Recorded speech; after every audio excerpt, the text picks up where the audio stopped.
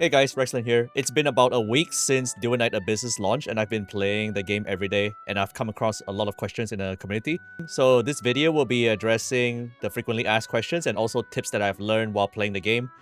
Feel free to share your tips in the comments if you think it can also help others.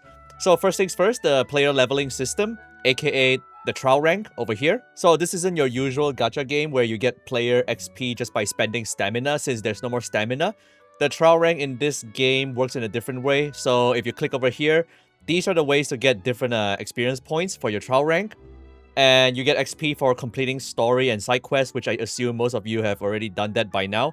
So the display is a bit glitched here for main story and side quests. These came from ascending characters and weapons. But you just need to look at all the categories here. Character progression, weapon progression, Geniemon progression, demon wedge progression, and others. So for the first one, character progression. This is one of the best source of XP. If you have secret letters, your clues, it's best to first use it to unlock as many characters as you can. Because when you ascend the characters, you also get experience points. So everyone, try to get everyone apart from Fina. Fina's not released yet. And then followed by weapons. Weapons as well. When you craft weapons and then you ascend them, you will get experience points.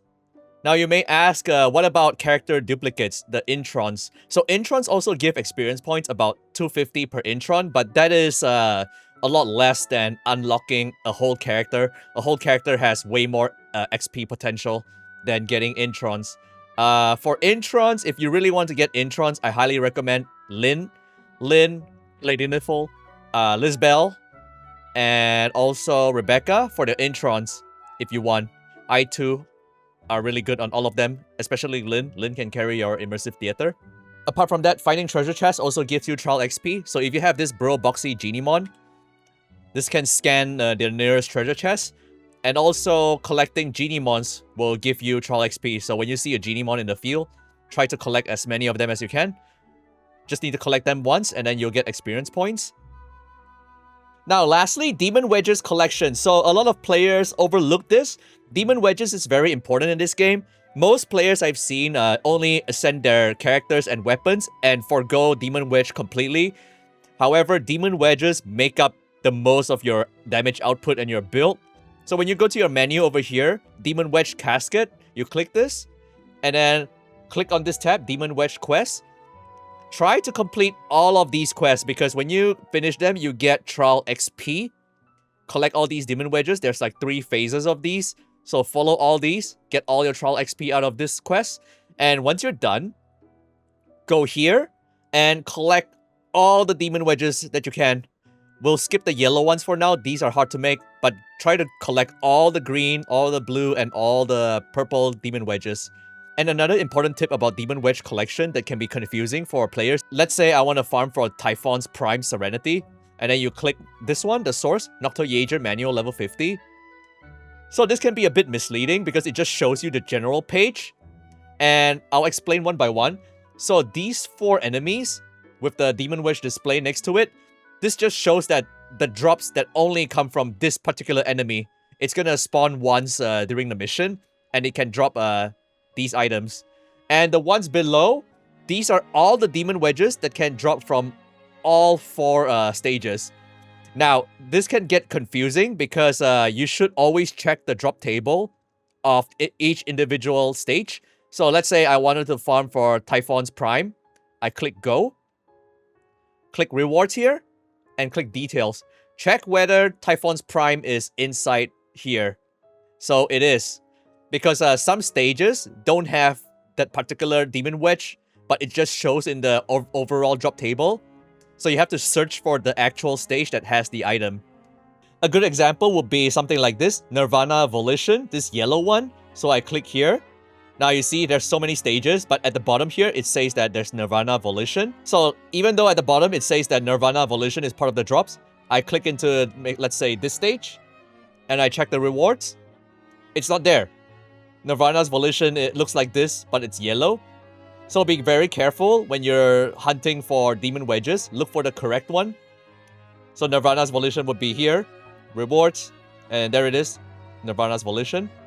So all the drop tables inside the stage are different. This one at the bottom just shows you the overall drop table. So that's the last point about Demon Wedges XP. Try to collect as many as you can. It's a huge source of XP. Like, look over here. It's about like 20,000 XP that you can get from it, just from getting all the green, blue, and purple. Now, moving on from XP, this one isn't really shown in the game, but when you press map, and if you press L, or look at the bottom here, expedition, there is actually an expedition system in this game where you send your characters to like commissions to get you materials. So always check this one. So this one also shows you any locked expeditions that you have to clear before you can turn them into an expedition that you can send on characters on. So like this, I finished it already, and then you get materials. This is basically free, so do this as much as you can. As long as you see them available, send them on expeditions. This is also a great source for your impressions. Like, look at this reward over here. It gives a benefit. This one here gives morality. So you just pick select characters and just click auto select, and it'll just choose the optimal characters with the correct stats, the correct traits, and then you just send them on expedition. So just send as many as you can. Now, speaking of Geniemon, the best Geniemon when it comes to farming for Demon Wedges or doing commissions, it's best that you have Broboxy, the one that I'm equipping right now. This Geniemon can be found in the sewers, and the capture rate will be 100%, so be sure to get it right away. And what this Geniemon does is that the active skill lets you detect the nearest Geniemon and also treasure chests within 100 meters. This is great for world completion. The other thing is its passive skill. So the auto pickup range is massive, and you get extra XP from defeating enemies. And the best one is that it increases the chance to drop bonus loot when you're doing commissions. So you get extra rewards when you bring Broboxy. So this is the go-to Geniemon for most of your content. And when you level your Geniemon enough, you can inherit skills from other Geniemons. So if you have Deft, Quick Crack Mechanism, this one basically lets you skip all the puzzles. So Deft, if you have Deft on your Geniemon, this one basically lets you skip all the puzzles. So if you interact over here, you don't have to do this anymore. So you look at the bottom right, Quick Decrypt, I can just press F and it'll skip everything. So this is a very, very, very useful passive on Geniemons. I recommend having this at all times because it not only helps you with these puzzles, it also helps you with commissions like Covert Commissions, the one where you farm shards for characters. Just saves you a lot of time in general. Don't need to click the mouse and drag anymore. See I'm like decrypting everything. Everybody gets a free Truffle. Truffle is really good. Low investment. Due to her speed, you can just do this and quickly extract. That. So Truffle is great for capture and anything that needs a lot of running. Just speed all the way to the end. So back on the topic of Geniemon, this is where they inherit traits from other Geniemons. So you click over here and then you can check all the different traits over here. So there is one trait called At Peace. That one is good for fishing. Basically gives you auto fishing. If you have that, put on your Geniemon as well, and then you don't have to play the fishing minigame anymore. Speaking of fishing, there are 3 different fishing spots at the moment. So when you go to fish, you can pick a bait as well as your fishing rod. So you buy more fishing rods in the fishing shop. Better rods give you a bigger window to do the minigame. So I'll start with the lure. You should buy this lure every week called Clucking Good. This is basically the best lure and gives you the best odds on catching rare fishes. So try to buy this every week because it only resets every week.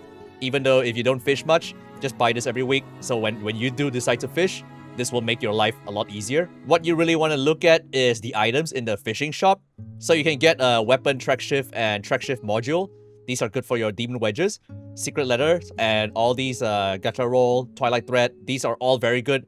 Especially Yum Yum Cream as well. This is basically experience for feeding your Geniemons. Demon Wedges in this shop that you can also buy to increase your collection. Now, the next section is a big one. Demon Wedges and understanding how it works. So there are 4 types of Demon Wedges. Character Demon Wedge, Melee Weapon Demon Wedge, Ranged Weapon Demon Wedge, and for some characters, Consonance Weapon Demon Wedge. Consonance Weapon basically refers to their ultimate weapon. When they use their ultimate, they will use this weapon.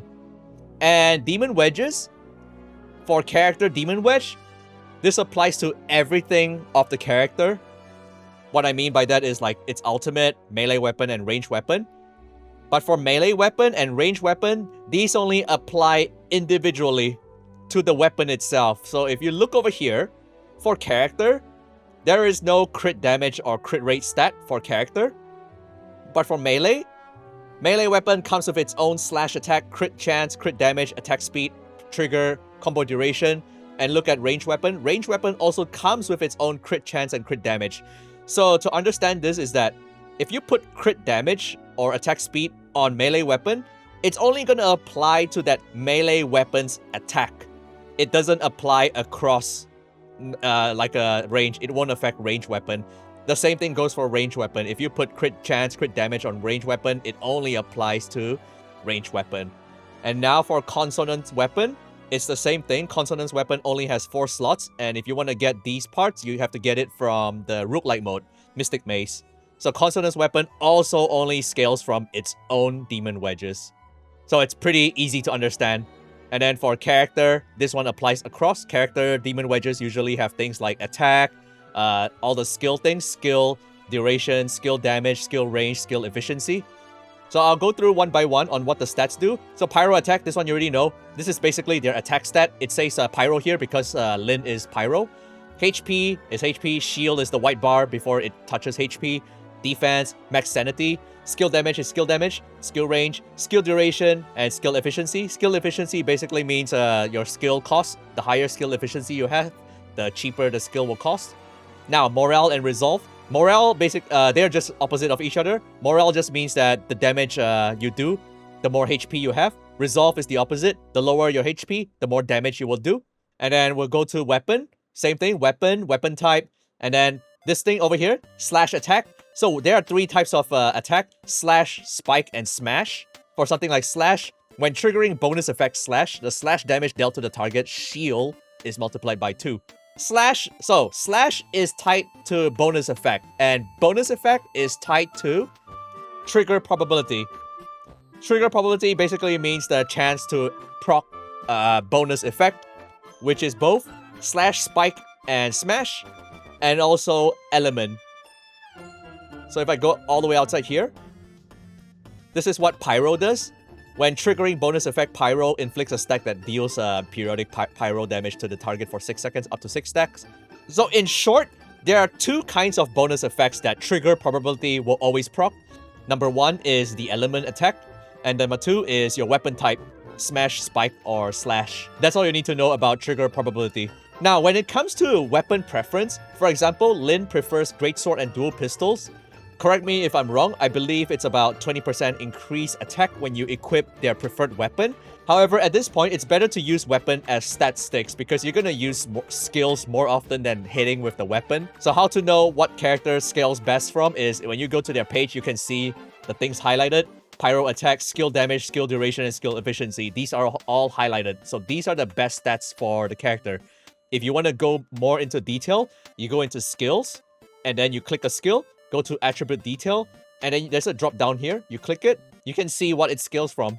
So for Lin's ultimate, it's mostly from efficiency and duration and skill damage. That's how you know how to build Lin. Now, having said that, back to my topic about weapon, it's better to equip weapons that give the stats instead of equipping their preferred weapon. But if you already have a preferred weapon that also gives the stats that you want, then that's a win-win situation. So for Lin, since she scales from skill damage, I gave her Wayne Wraith, which gives a 24% skill damage base. I already have this at max, so it's 48%. The same thing for range weapon, because this one increases skill duration, and also when you deal damage with this weapon once, it increases the dual pistol damage by 45% and 15 seconds base. And since her consonance weapon is considered dual pistol, this buff is gonna apply for Lin. So the takeaway for this is that look for weapons with these instead.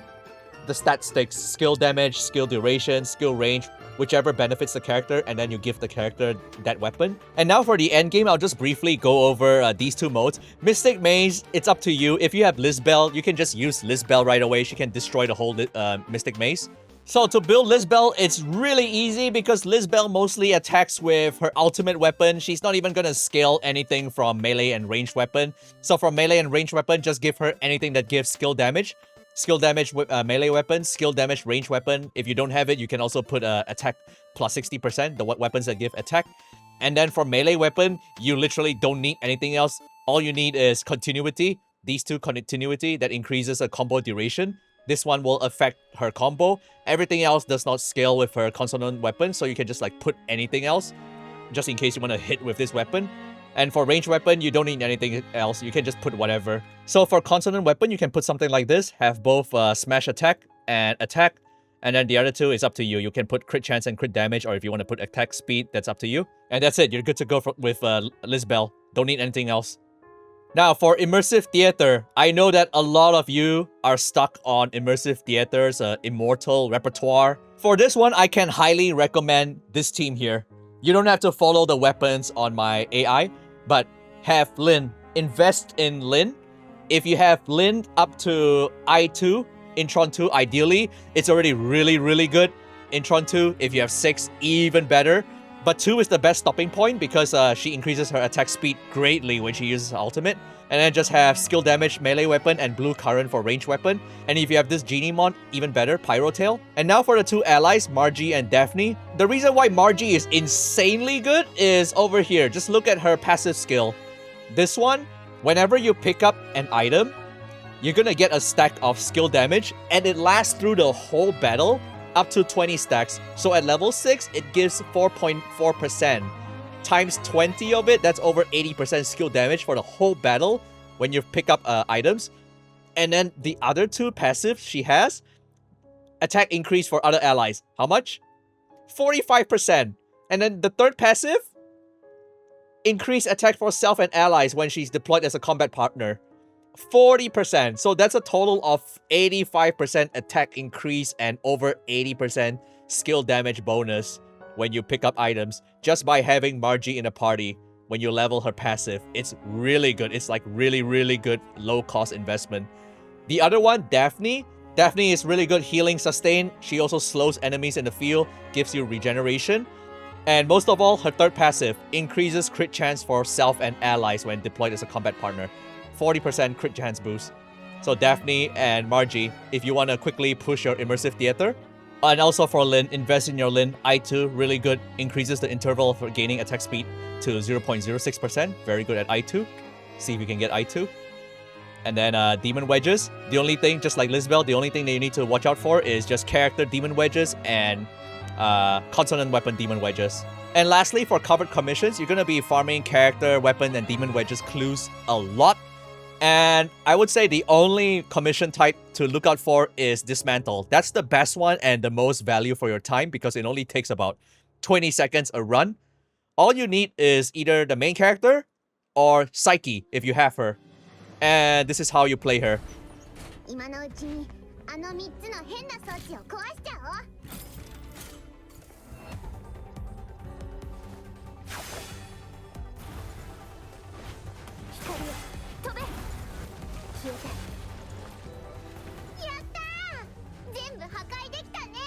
And that's about it for my video. I think I've taught everything that I've learned so far in playing this game. If you have any additional tips, you can just leave it in a comment. Last thing while I'm here that I can remember is if you want to get someplace really far away and maintain your airtime, you can just keep shooting and reloading, something like this.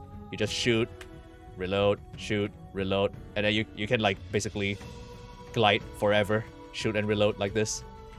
Good for platforming. And then of course plunge. Just like that. So yeah, that's all I know for DNA. Consider leaving a like and subscribe to the channel, and I'll see you in the next video. Bye bye.